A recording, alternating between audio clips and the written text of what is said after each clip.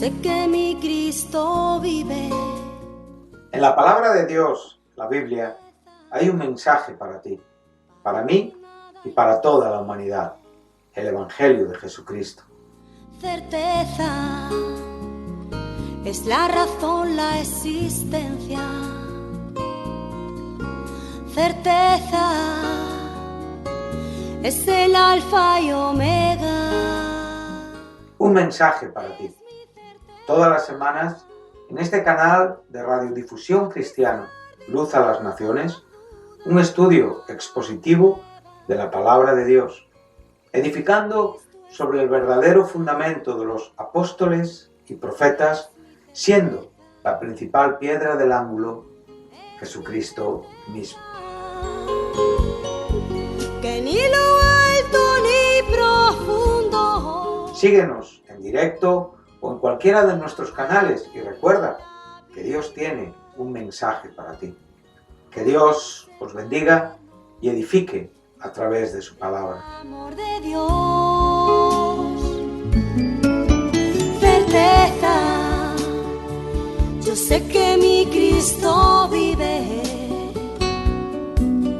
Certeza, para Él no hay nada imposible.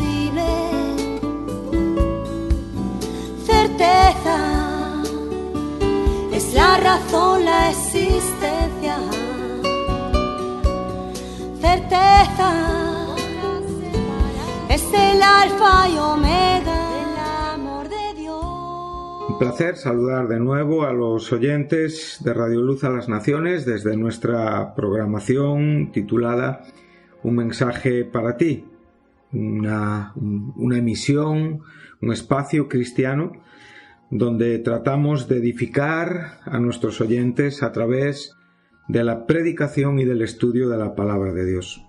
Estamos estudiando hace algún tiempo, para aquellos que se unen por primera vez a este espacio y para aquellos que habitualmente lo escuchan, la primera epístola del apóstol Pablo a los Corintios, la primera epístola de las tres mayores escrita en el año 55 después de Cristo, en su tercer viaje misionero desde Éfeso.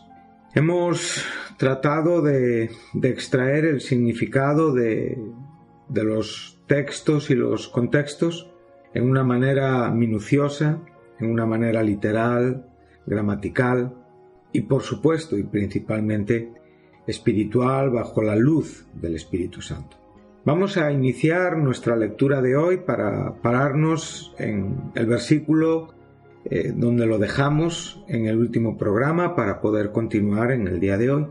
Dice así en su salutación, que la tenemos entre los versículos 1 y 3, Pablo, nombre romano del apóstol, llamado, aquí tenemos evidentemente el verbo kaleo, sí, que es el verbo llamar en el Nuevo Testamento, es un verbo griego, dice a ser apóstol de Jesucristo por la voluntad de Dios y el hermano Sóstenes. Bueno, estuvimos ya en otros programas enseñando y aprendiendo de la profundidad del verbo kaleo con sus formas adjetivadas y sustantivadas, kletos y klesis, ¿sí? Llamado y llamamiento. Y evidentemente hemos enfatizado en el genitivo de posesión que este apostolado tenía un propietario que era Jesucristo y evidentemente tenía un origen y tenía una causa que era la voluntad de Dios, la gracia que soberana y libremente llama a los hombres a la salvación y evidentemente comisiona a los hombres para el ministerio. Y el hermano Sóstenes, un principal también de esta iglesia, con el que el apóstol Pablo refuerza las palabras que él quiere trasladar en esta carta exhortativa a los problemas que la iglesia estaba viviendo.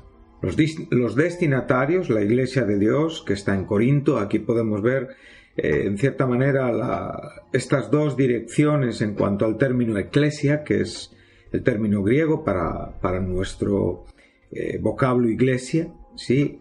Su significado es llamada aparte, llamada de algún lugar para poder reunirse, ¿sí? Y podemos ver primeramente la ubicación física de esta iglesia, que es en la ciudad de Corinto, ¿sí?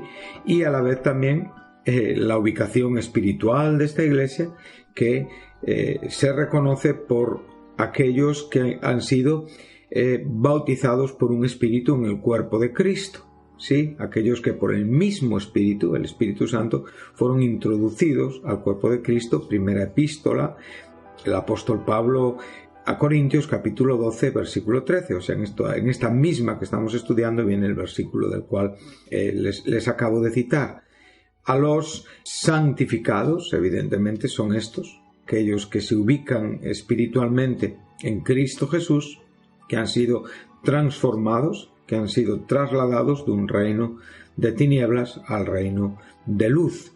Entonces vemos de nuevo el verbo kaleo, llamados a ser santos, y aquí volvemos a encontrarnos con ese todos los que en cualquier lugar invocan el nombre de nuestro Señor Jesucristo, Señor de ellos y Señor nuestro. Por lo tanto, aquí la idea de la Iglesia la encontramos, expresada en lo que es la Iglesia como el cuerpo místico de Jesucristo, aquella que está formada con los santos de todos los tiempos, los que hoy viven, aquellos que vivieron y durmieron y están esperando la resurrección de los justos, y evidentemente también los diferentes lugares que en una forma limpia, en una doctrina sana, también pues comparten la comunión con Dios a través del Señor Jesucristo, Señor de ellos y nuestro.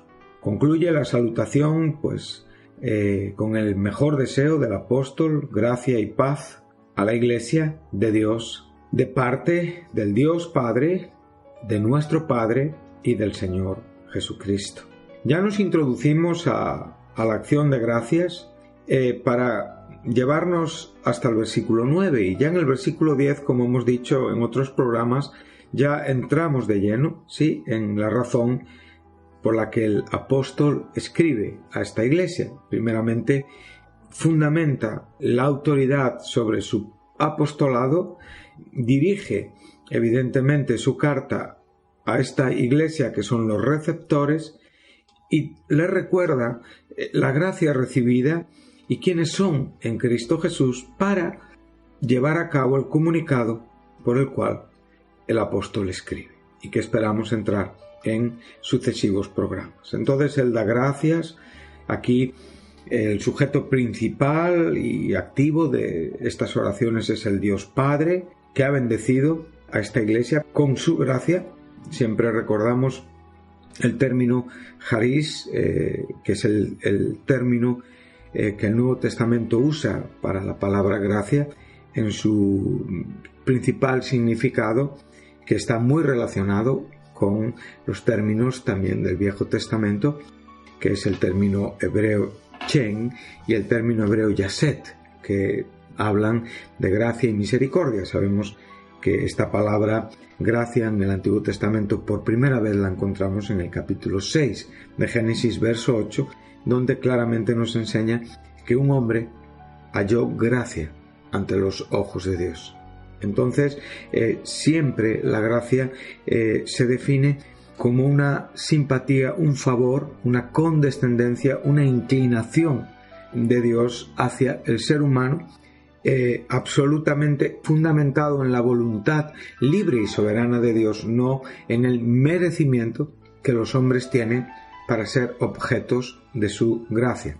La palabra gracia en el Nuevo Testamento aparece 164 veces, y hay 2 veces que aparece en una forma muy especial, que es Lucas 1:28, cuando el ángel habla con María, y también cuando el propio apóstol Pablo escribe a los Efesios en el capítulo 1:26, cuando el ángel le dice muy favorecida. Ahí tenemos el término kecharitomene, que quiere decir muy agraciada.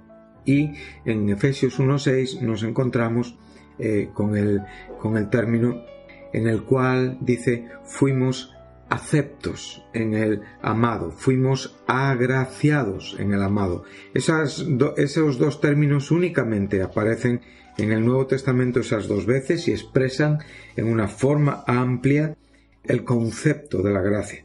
Pablo dice, después de enseñarnos la elección y el amor en el cual fuimos adoptados como hijos por medio de Jesucristo, por la libre y soberana voluntad de Dios, el puro afecto de su voluntad, para la alabanza de su gloria, de su gracia, de la gloria de su gracia, en la cual fuimos aceptos en el amado. Entonces podemos ver cómo la idea de la gracia, tanto en el contexto veto-testamentario en sus idiomas arameo y hebreo, como en el contexto del Nuevo Testamento en el idioma griego, la raíz, el sentido, la intención de la palabra es la misma. Podemos ver cómo el propio Moisés fue alguien que percibió y comprendió y a quien Dios se reveló como el Dios de toda misericordia y de toda verdad. Por lo tanto, la idea de la gracia está siempre implícita y presente a lo largo de todo el hilo del pensamiento escritural. Es muy curioso saber y recordar que en la construcción del tabernáculo sabemos que los dos muebles que formaban el principio y el final de todo lo que el tabernáculo era, que era un tipo de Jesucristo en toda la amplitud de su ministerio. El primer mueble que encontramos en esa puerta es el altar del sacrificio, ¿sí?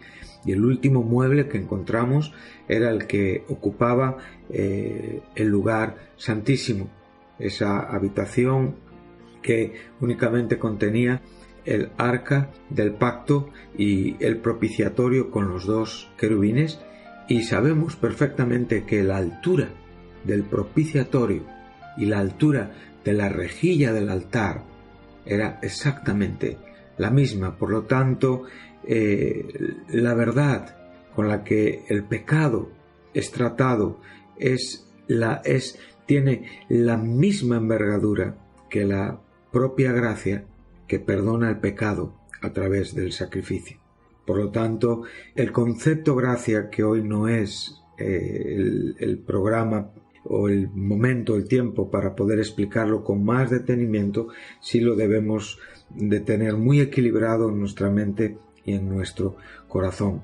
Por lo tanto, la libre y soberana voluntad de Dios que otorga la gracia siempre manifiesta la intención amorosa, misericordiosa e inmerecida de Dios hacia los seres humanos. No inmerecido porque lo que Dios haga sea una sin razón, sino sencillamente porque en nosotros no hay razones para que Él sea así. Nosotros no provocamos en Él absolutamente nada. Es algo que se produce por el propio y puro afecto de su voluntad, por la propia santidad de su persona, y esa decisión evidentemente pues como digo, manifiesta su gracia.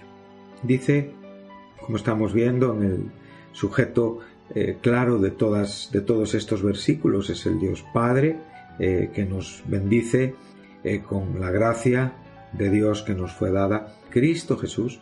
Esto sabemos que es la salvación, que es la presentación del Evangelio en Cristo Jesús. Verso 5, porque en todo fuimos enriquecidos, principalmente en los dones y en las bendiciones espirituales que vienen a través de Cristo Jesús por la gracia del Dios Padre. Y aquí llegamos al versículo donde quedamos el último día, donde dice, y así como el testimonio acerca de Cristo ha sido confirmado en vosotros. Entonces recordamos, y aquí paramos sobre el término confirmar, con su significado aquí en este contexto. Es bueno recordar que este término está aquí en el verso 6 y también en el verso 8, donde dice el cual también os confirmará. Bueno, recordamos que este término griego bebaios tiene tres sentidos. Principal es aquello que es seguro y cierto y que es confiable, ¿sí? Y esto evidentemente nos relaciona con la fe y nos relaciona evidentemente con la gracia que manifiesta la bondad de Dios en Cristo Jesús. Entonces, este argumento es totalmente confiable. Los cristianos de este tiempo, aquellos que realmente queremos andar a la luz del Evangelio, tenemos que a veces simplificar bajo la obra del Espíritu Santo para poder dar una prioridad y un orden de entendimiento espiritual a las cosas para el beneficio necesario de la comunión con Dios. Entonces, cuando hablamos de gracia y cuando hablamos de fe, cuando podemos, en cierta manera, que estos dos términos se unan y interactúen en sus significados, la idea de la gracia queda bien aclarada. Efesios 2:8 nos dice: somos salvos por gracia mediante fe, o sea, somos salvos por la gracia de Dios, y la fe es el medio por el cual nosotros podemos creer, confiar y aceptar que el argumento de Dios es absolutamente confiable, ¿sí? Entonces, ante esto ponemos ese fundamento principal. Entonces, este término principalmente nos enseña que este testimonio, que, como dijimos, en muchos casos lo relacionamos, viene es la palabra martureo, ¿sí? Que muchas veces que se relaciona con el término mártir, con aquello que es testigo de algo, evidentemente por la propia evidencia de vida, ¿no? Entonces, lo que estamos viendo aquí es que este testimonio, que además de ser lo que esta Iglesia proyecta y manifiesta por medio de su conducta en este mundo, a través de nuestro peregrinar pasajero y extranjero, siempre con nuestra mirada y nuestra confianza puesta en el reino venidero y esperado, en la manifestación, como bien nos va a enseñar un poquitín más adelante el apóstol, en todo aquello que tiene que ver con lo que ya en Cristo Jesús somos, ya en Cristo Jesús hemos recibido, ya en Cristo Jesús ha sido manifestado, pero esperando ver la manifestación perfecta de los hijos de Dios y de todo el conjunto de cambios escatológicos que este mundo tiene que vivir y que evidentemente en el propósito de Dios se van a cumplir con absoluta seguridad. Por lo tanto, cuando estamos hablando de este testimonio, estamos hablando más que de la propia conducta, que la incluimos, sino de lo que el Evangelio en sí mismo es. Esto es lo que hemos en el fin concluido en nuestra enseñanza. El Evangelio que fue predicado, el poder del Evangelio que transformó la vida de los miembros, de los integrantes de esta iglesia de Corinto, el Evangelio que sigue siendo la garantía, ¿sí?, de la espera y de todo aquello que el propio Evangelio contiene y que esperamos, y que nuestro garante está en la propia persona de Cristo Jesús, donde nuestra fe evidentemente se asienta en lo confiable de lo que en sí mismo es el Evangelio. Por lo tanto, estamos viendo que este término, que también dijimos que era una expresión legal, como un pago anticipado de algo que realmente en el fin se llevaba a cabo con total seguridad, era la garantía de que un asunto, de que un negocio, evidentemente se iba a cumplir sí o sí. Entonces, esto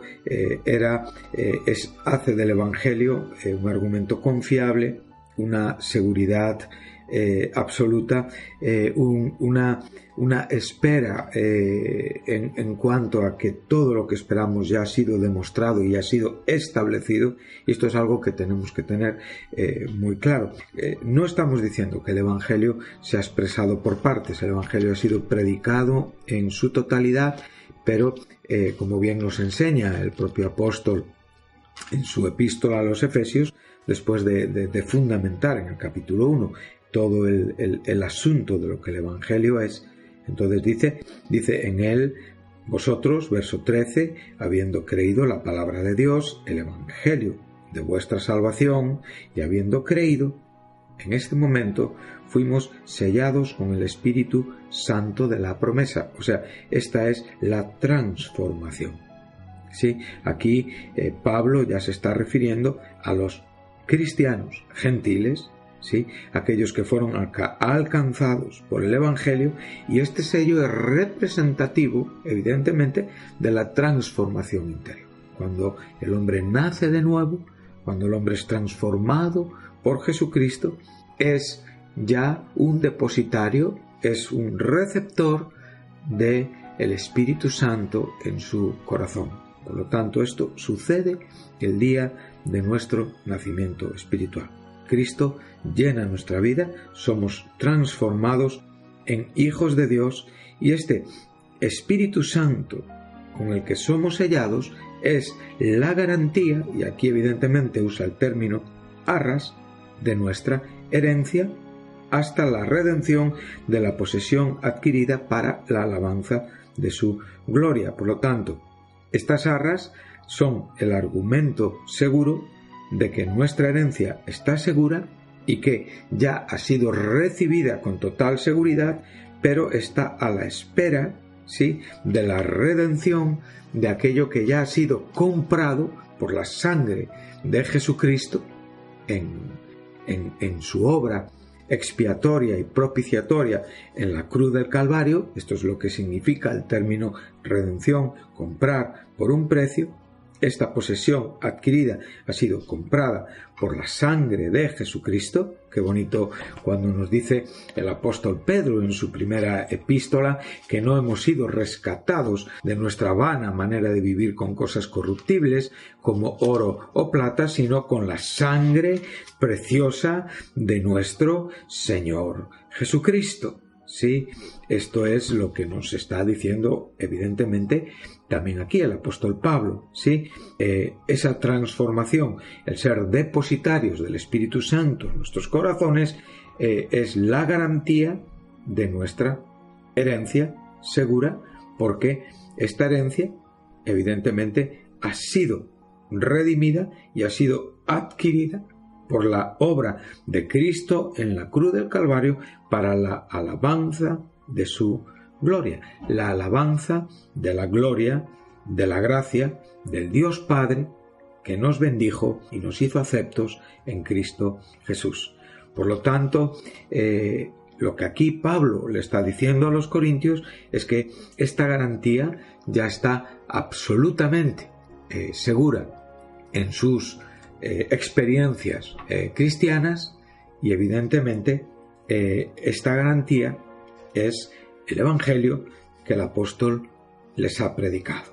Verso 7 dice: de tal manera que nada os falta en ningún don. Aquí lo que Pablo les está enseñando es que las evidencias claras de que el Evangelio ha transformado sus corazones son los dones espirituales con los que ellos han sido bendecidos, y que más adelante en la carta también se ocupará de que tengan el trato santo, el buen trato, y que no sean la causa, evidentemente, ni de discordias, ni de divisiones, ni de argumentos pretenciosos, en muchos casos para demostrar que algunos cristianos son superiores a otros. Es muy importante. Sabemos que en la epístola a los Corintios el apóstol habla a partir del capítulo 12 de lo que es el cuerpo y evidentemente el ejercicio de los dones, la administración los dones, y tenemos lo que conocemos como dones de manifestación, pero yo siempre asiento la recepción de los dones teniendo en mente las palabras que el propio apóstol también nos deja registradas en el capítulo 4 de la epístola a los Efesios, para que realmente podamos siempre relacionarlos con lo que aquí se nos está enseñando, el testimonio acerca de Cristo que ha sido confirmado en nosotros. Observemos cómo la Biblia de las Américas dice: el testimonio acerca de Cristo fue confirmado en vosotros. ¿Sí? En la revisión, en la Reina Valera revisada del 60, dice: el testimonio de Cristo ha sido confirmado en vosotros. Casi igual estas traducciones. La Nueva Versión Internacional: así se ha confirmado en ustedes nuestro testimonio acerca de Cristo. Aquí tenemos quizá una traducción que el Evangelio lo deja muy claro en cuanto al propio testimonio de los apóstoles a esta iglesia, que era el testimonio acerca de Cristo, ¿sí? En cuanto a la Nueva Traducción Viviente, nos enseña: esto confirma que es verdad lo que les dije acerca de Cristo. O sea, lo que es la predicación del Evangelio de Jesucristo manifiesta la vida, evidentemente, y los frutos consecuentes en cuanto a lo que el propio apóstol nos enseña, que el Evangelio es poder de Dios para salvación.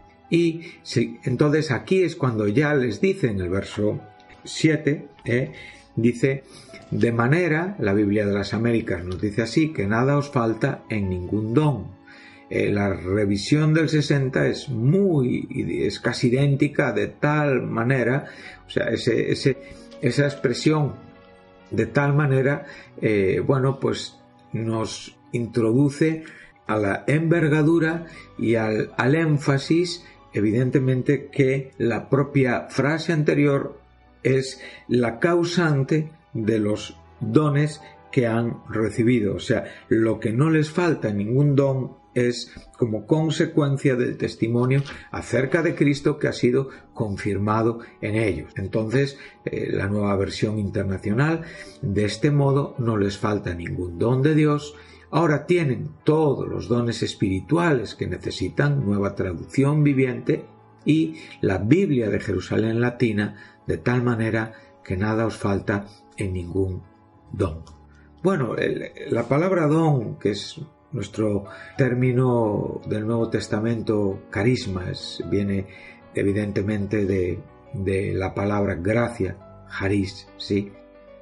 Entonces enfatiza estos dones espirituales con un solo propósito, como dije antes, primeramente como un bien común. Recordamos lo que más adelante estudiaremos, capítulo 12, verso 7, que a cada uno nos es dada la manifestación del Espíritu para lo que es provechoso. Entonces, esta es la traducción textual, pero muchas veces se equivoca esta dirección o este enfoque de los dones y se lleva evidentemente para el provecho de nosotros mismos, que era evidentemente la idea que estos corintios habían transformado la gracia. O sea, los dones se habían convertido más en un argumento de reivindicación y de suficiencia que no un argumento de gracia para el beneficio del cuerpo. ¿Sí? Un poquito más adelante, en el versículo 11, el apóstol les recuerda, 12:7 y 12:11, dice: pero todas estas cosas las efectúa el único y el mismo Espíritu, repartiendo en particular a cada uno como Él quiere. Por lo tanto, estos dones, que son una consecuencia de la gracia, tienen el sentido principal de glorificar a Cristo. O sea, hasta el propio Espíritu Santo manifiesta la sujeción, siendo la tercera persona de la trina deidad de Dios, y como el propio Cristo nos recordó que Él no hablará por Él mismo, hablando del Espíritu Santo, sino que realmente Él tomará, Él comunicará, hará saber y Él glorificará en todo momento a Cristo. Entonces aquí vemos este orden correcto de las cosas. Vemos cómo el apóstol Pablo está primeramente dando gracias al Padre por la gracia de Dios que ha sido dada en Cristo Jesús, y esa gracia en Cristo Jesús manifiesta la presencia inequívoca del Espíritu Santo, sí, con las bendiciones conectadas no solamente a la vida, que es lo principal, sino realmente a todos los dones recibidos para la buena administración de la vida espiritual en la Iglesia. Por eso yo les estaba diciendo que siempre voy al texto del verso 7 del capítulo 4 de la Epístola a los Efesios, donde se nos presenta la cita mesiánica o el salmo mesiánico, el 68 verso 18, Salmo 68 verso 18, donde nos dice así: pero a cada uno de nosotros fue dada la gracia conforme a la medida del don de Cristo. Aquí otra vez vemos la gracia y vemos el término don, y dice: por lo cual, dice, subiendo a lo alto llevó cautiva la cautividad. Nos está hablando de la resurrección post muerte y victoria y evidentemente expiación por el pecado, dice, y dio dones a los hombres.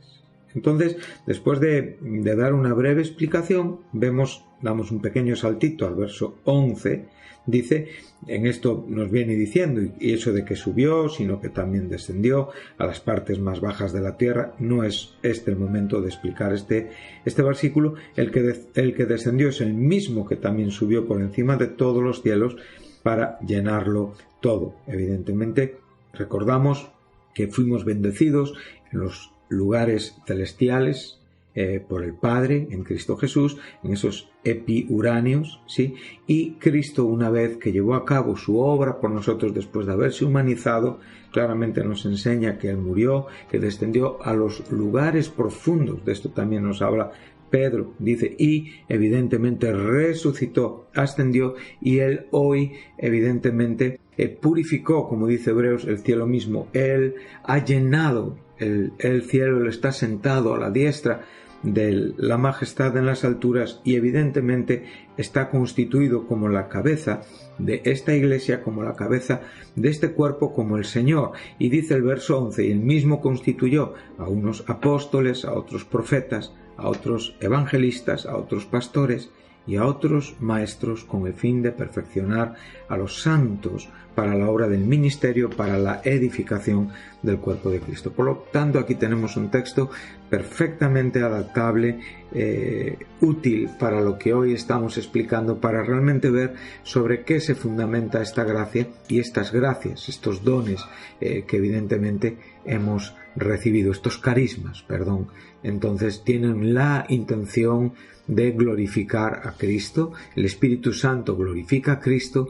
La glorificación a Cristo es la alabanza de la gloria, de la gracia del Dios Padre, ¿sí? Entonces podemos ver que todos estos dones perfectos, necesarios, completos, estaban presentes en esta iglesia, como lo están en todas las iglesias donde hay cristianos genuinos, donde hay hijos de Dios genuinos y donde realmente hay una administración honrada y honesta de la palabra de Dios.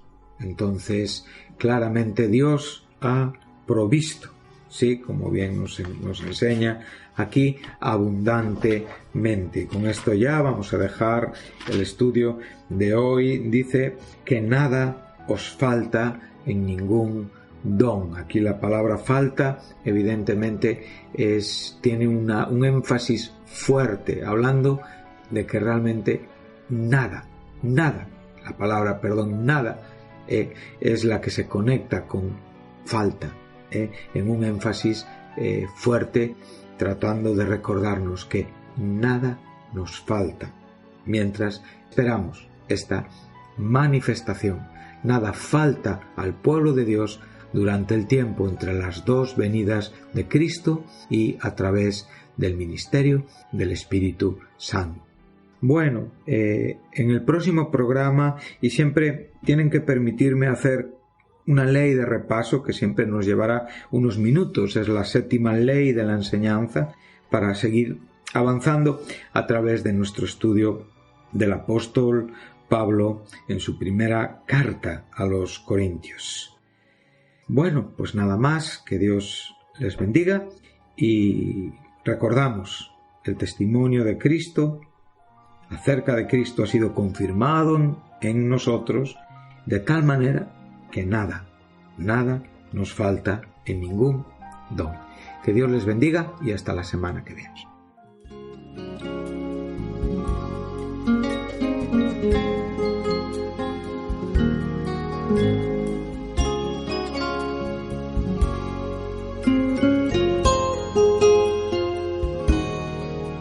Certeza, yo sé que mi Cristo vive.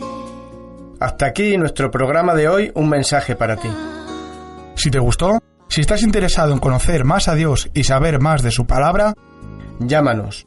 968-117-107 es el teléfono de Radio Luz a las Naciones. Si no tienes una Biblia y quieres conseguir una, te enviaremos sin compromiso un ejemplar de la misma. Puedes descargar este programa o volver a escucharlo en la página web de Radio Luz a las Naciones, www.fmradioluz.com. Recuerda, Cristo está cerca. Todos los sábados hay un mensaje para ti. No te lo pierdas. Que ni lo alto ni profundo, ni la muerte ni la vida podrán separarnos